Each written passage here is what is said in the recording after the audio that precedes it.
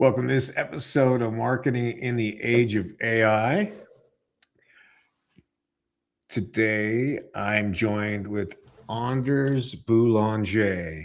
He is the founder and CEO of Engagify. With nearly 2 decades of experience, Anders has mastered the art of engagement, helping tech companies connect with qualified prospects at trade shows across the globe. He is also the author of Engage First, Capture Attention, Build Trust, and Drive Real Results.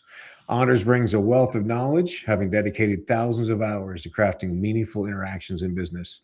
Let's delve into his insights on commanding attention and creating deeper connections in marketing. Anders, thanks for taking the time to have a conversation with me. Well, thanks for having me on. I appreciate it. Yeah, you bet. Well, I sure appreciate your time today, and I love the Engagify concept. How did you end up being the event person in the marketing world? So Engagify kind of was born out of a previous company that we were called the Infotainers. And so my background, Emmanuel, is I've been a magician since I was 5 years old. So I started magic with a little Fisher-Price magic set, started doing magic at show and tell at schools. I started doing birthday parties when I was 12, getting paid to do magic shows. Paid my way through university, got a physics degree, didn't never really use that Bachelor of Science. And then I got trained by a man who did trade shows at a high level as a trade show magician.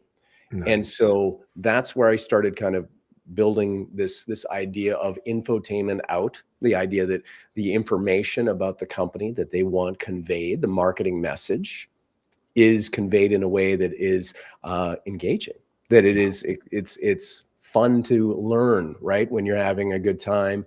And so that was that entertainment side of that, sort of the spoonful of sugar that helps the medicine go down.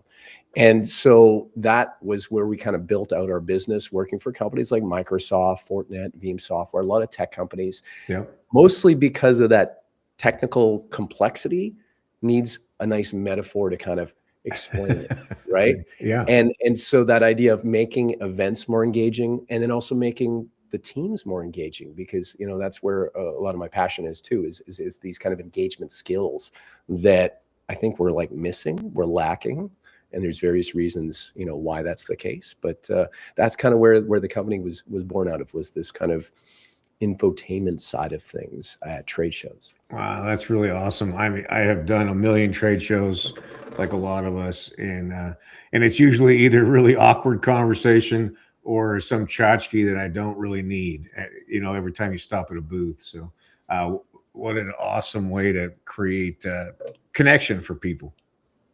Well, and it's nice to be able to create an event that people didn't even know they wanted to be a part of, right?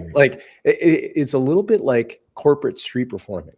If you've ever seen a street performer in a park or at a fair somewhere, yeah, you kind of you're wondering what they're doing, and then you kind of take a closer look, and then you kind of get sucked into it.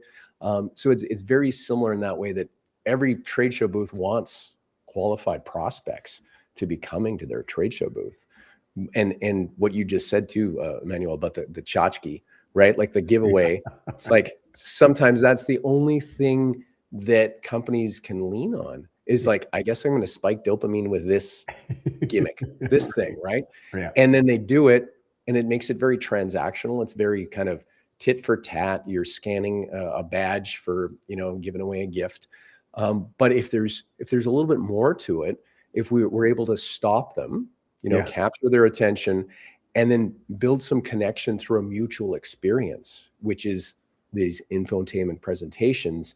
Now, all of a sudden you get, and this is what I'm passionate about, is I love looking around and seeing the diversity of where people are from, where, what they look like, how they sound. Yeah. We're all having fun together, and we've changed their state and created a memorable moment in their day, right? And so, when you look at marketing, we want a message to get across. For sure.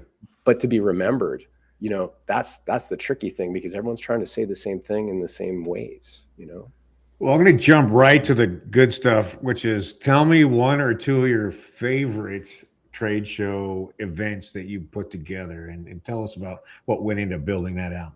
Well, and just to be fair too, that building it out, we are kind of an add-on to companies. Yeah. So some of the neat booths we've been a part of. One of them comes to mind just because the theme was so strong. Was last year at Amazon AWS reInvent.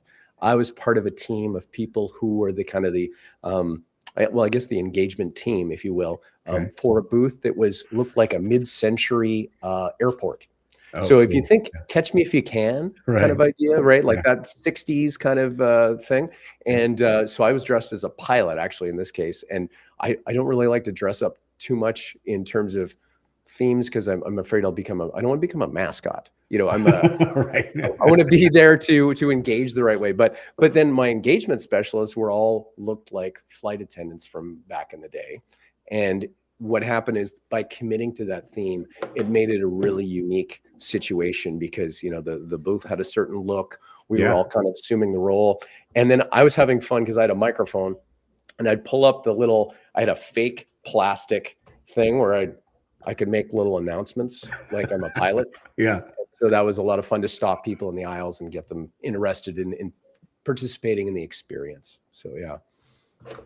So then talk about a little bit, and maybe this is in your book, Engage First, but what are some of the core principles that you've developed over the years from your magician background, combining that with high tech, challenging, abstract products?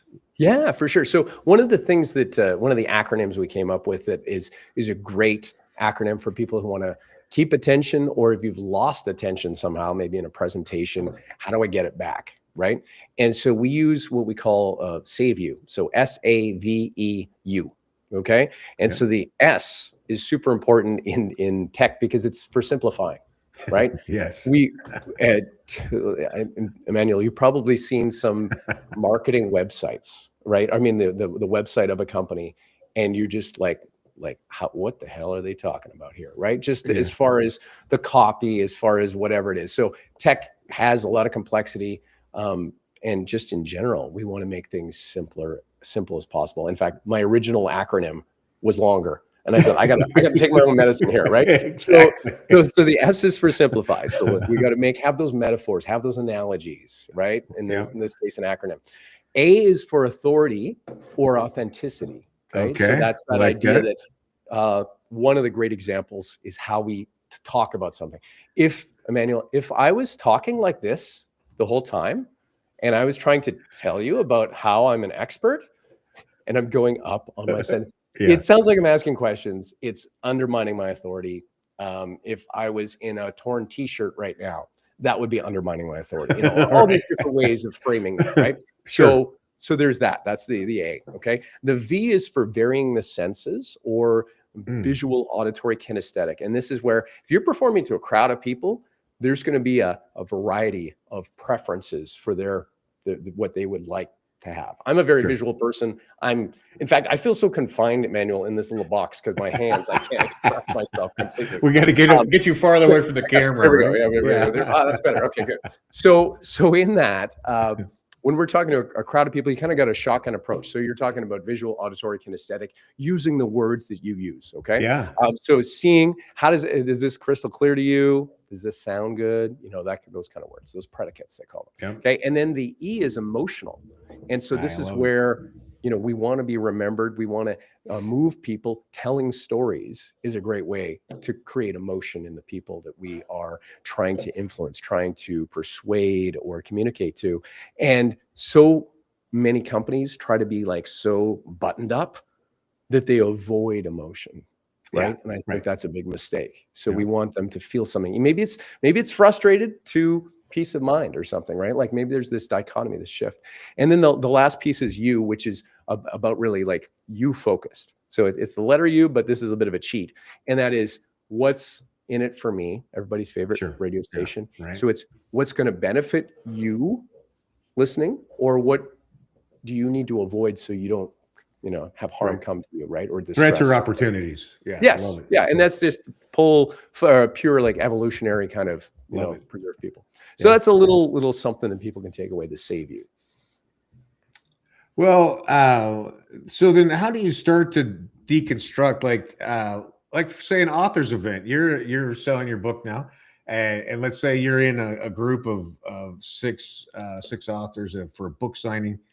How would you, as the author and the practitioner of Engageify, how would you create that in an author signing? So to compete with them, or just to make it Not a to little bit more. compete, but just to make it engaging and Okay. and, Okay. and Yeah. bring Yeah. people into your booth to get the book signed and whatnot. Yeah. Yeah. For sure. I mean, I would, just because magic is kind of in my back pocket all the time, Yeah. I'd probably crank up a little something just to make it fun. And if there was a crowd of people, give them a little bit of a gift in the idea of that performance, right? Uh-huh. And then we do have like a shared experience right then and there. And then of course be able to customize, perhaps as I would sign the books, to reference maybe what just happened. Uh-huh. And so that kind of locks that in, because oftentimes I say, when you give a presentation, there is the presentation that you want to give, which is Right. kind of like the word for word perfect one. Yeah. And then there's the presentation or the experience that people need, right? And that's Yeah. that Not that always the need. same. No. In fact, whenever I was recorded on video, I was always like, okay, I want to do that like perfect, Yeah. But the people there, when something weird happens, you embrace that difference, embrace that, or the contrast that just happened. It makes them feel like, oh, I was so glad I was here for this, Right. right? And I think that's a takeaway as well, is how can you make people glad they were here for whatever you're sharing with them? And if that becomes, unique and special, and you underline it and celebrate that, I think that goes a long way in terms of standing out in someone's day, being remembered, and creating an engaging experience. Yeah. And so I think we talked a little bit about this before we came on air, which is that live events, I think we both agree that are going to be more and more important in the business atmosphere because Yeah. of the avalanche of content and outreach that's happening because of AI. So I guess what are some things? What's kind of the cheat sheet that you have for maybe a small marketing department in terms of how they would approach live events for their people? For sure. I think just kind of tagging on to what you just said there too, Emmanuel, is that, trust. Right now, events are the most trusted form of information coming from a company. So if you want to learn about a product, getting your butt to an event is a way to actually talk with subject matter experts in that space. So definitely knowing that the companies who are going to be exhibiting at live events, make sure that they're bringing the right people, that's going to lend to that integrity, lend to that expertise, because again, everything can be made up on AI and all the pictures. And in fact, I got something to share with you. There's some other performer in my, I guess, kind of in the space, and he started posting pictures of himself with huge crowds of people at his client's booth. And I mean, we do that when we capture those pictures. Sure. But Yeah. guess where those pictures came from? He grabbed them from you?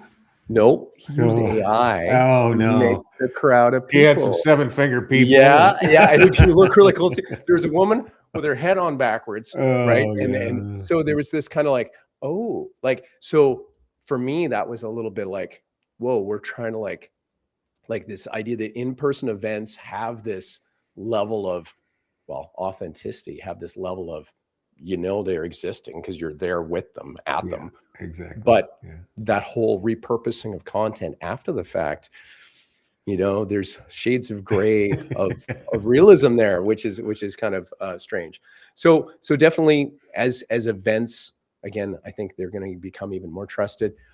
Companies going there to also capitalize on the engagement side of things. Now, you probably knew I was going to say that because my company's called Engageify. I would hope so. Yeah. Yeah. How many softballs do I have to throw to you? So that piece there is that they do have to invest in their people, right? So there's some crazy stats, Emmanuel, for booth staff training. 49% of companies rarely or never train their booth staff. So they spend, hundreds of thousands of dollars potentially in a booth. Yeah. And their booth staff can make or break the show for them, right? Yeah, absolutely. And so it's the last thing that ever gets loved. In fact, only 1% of companies ever use a professional third-party vendor to train their booth staff. Wow. So it's kind of in this space, though. I think that side of it, as we lean into events more, as we need that trusted source of information and legitimacy, I think that the companies who do that really well are going to leapfrog past their competitors who don't. Yeah, that's just so fascinating. I mean, I spent a lot of time at CES in the kind of mid '90s, and it would be a car, a girl in a bikini, or a stress ball, right? Like that was the only kind of engagement. The trifecta. Yeah. Yeah, right. Maybe no, not even that. Occasionally I'd go to an outdoor show and there'd be like some old football player who would be Larry Zonk could be signing autographs or something. But yeah, that is not like you said, it's super transactional too. So this idea of the entertainment at the booth, I would just give me an example of something that you did that you're happy with the way that it came out. Yeah. Yeah. Well, I mean, I'm a big fan of finding performance content that is, it's message friendly, meaning I can plug in and talk about different things. And for the most part, we find that companies are talking about saving money or making money for whoever is buying them. We're talking about saving time. Time and money is productivity, if you combine those. And the third one is peace of mind. And so really everyone's selling that, if you look at that. So if I'm able to kind of convey that, then we're in pretty good shape. Yeah. I often gamify my presentation. So I give someone a chance to win $2,000 at the end of my performance. Okay. So that, of course, spikes dopamine, makes people want to watch. Yeah. It also opens a story loop where people, if am I going to get picked? Or if I don't get picked, whoever gets picked, are they going to win? And they need closure. Oh yeah. To that, right? So that's one of the things that is part of my performances. I've been known to do a Russian roulette with staple guns, with 4 staple guns. Oh. So we load up one staple gun, and again, there's risk involved, right? People want to see what's going to happen. It's also such a strange thing to see someone with a staple gun to their forehead while you're walking down a trade show. So, and that's a thing for me, is that I love this kind of, what the hell is this, like litmus test? Yeah. That you're walking by and you go, what the hell's going on here? Right. And you want to watch, and then you realize, oh, there is some relevance. What he's talking about, talks about some of the situations that I'm in, and whatever, if that person's an engineer at a company, or, maybe a solutions engineer, what have you. So with that, we're kind of creating that relevancy, that context, it's sticking. And then you get sucked into watching because you're having fun, right? And so that's just kind of another example. Of course, I do stuff with cards, I do stuff with ropes, I do different things, but those are, maybe some of the ones that are a little bit more, visually taken aback, right? Yeah. Just to see what's that all about. And then do you set it up so that you're the performer, and then that the company are supporting you, their booth? So you, or tell me a little bit about that process. This is kind of how it starts. Is I just start standing on the floor. There's not really anything happening. I turn on my microphone, and we'll start with one person or 2 people. Yeah. And I just start having fun with them, and we're doing magic, we're engaging. And then before you know it, all of a sudden the crowd gets a little bit bigger. I get up on a stage, and when I get on the stage, I get on page, meaning I bring in the script. Yeah. So if I bring in the script a little too soon, or start talking about the company, I don't want to repel them, right? Right. So then we build that crowd out as big as we can, and at the end, we're going to do a little bit of a qualification or call to action that's combined in that. So just like a sales letter, right? Just like anything else. So we'd say, how many people here are looking at this solution, this type of solution, the next 6 to 12 months, or and we look for these hand raises. Yeah. And meanwhile, all the booth staff salivating on it. Yeah. they're watching, right? I tell them, hey, when I get to the end, when I get close, because I'm going to do this. And then the other thing is, what is that call to action? So sometimes it is just pure catch and release. we scan their badges, they can go. Maybe they get a little gift at the end just for thank them for watching. Sure. Sometimes it's an upsell their time and attention to a deeper dive. So there's a demo. So we'll then say, how many people here in the next 3 minutes would like to learn how to save time, save money, and save your sanity? Right. Right. You've already spent 20 minutes with me. What's another 3 minutes? And they go, yeah, okay, makes sense. Follow me. And then I bring them over to the demo person. And then the people who are really interested, really qualified, they stay longer than 3 minutes. Sure. Right. So it's an idea of when you do trade show presentations, you get to speak to the masses with your message. Right. And then be able to then filter through them and maybe, and sometimes companies, they're only looking for one sale to make a show worthwhile if they've got a very high average contract value. So it just depends on the company, but that's kind of the process. And then we rinse and repeat throughout the day. I love it. That's really cool. You're like a busker, a corporate busker. Yeah.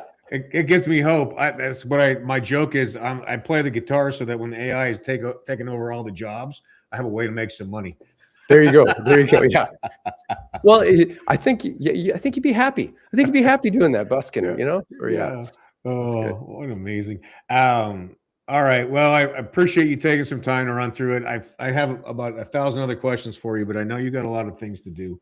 So I'll probably try to get you back on the show sometime in June or July, and then I'd love it. Get the rest of my questions out, because I do love the idea of engaging people and telling stories and making the experience triggering for the human. Yeah, well, leaning into humanness is we're really big about that, rehumanizing business through engagement. My website is engageify.ai, but the AI stands for authentic interactions. There you go. Oh, I love it. Yeah. All right, very nice. Anders, I know there'll be lots of links in the show notes, but how do people get in touch with you if they want to have a conversation? Yeah, for sure. Well, LinkedIn is probably where I hang out the most as far as social. So that's it's LinkedIn/Anders Boulanger. Look at the notes so we don't have to spell it. And then also on my website, engageify.ai, ENGAGIFY.ai. All right. Well, thank you very much for your time, and I appreciate you sharing some stories with me today. Awesome. Thanks for having me on, Emmanuel. Appreciate it. Thank you. Well, it's good. It's good stuff there from Anders Boulanger, and I'm committed to saying his name correctly both times at least. So I hope you got some value from the concept of engaging people and reconnecting with some humanity, and maybe even entertaining them a little bit as a way in to create a relationship and have a conversation. I hope you got some value, and I hope that you take some time to research how to build custom GPTs or find an AI tool that will help you win back some time from your work week. And with that time, you continue to upskill, that you take some time to spend with your friends and family, and that you get away from the screens, get out in nature, and discover some of your humanity. This is Emmanuel Rose, Marketing in the Age of AI.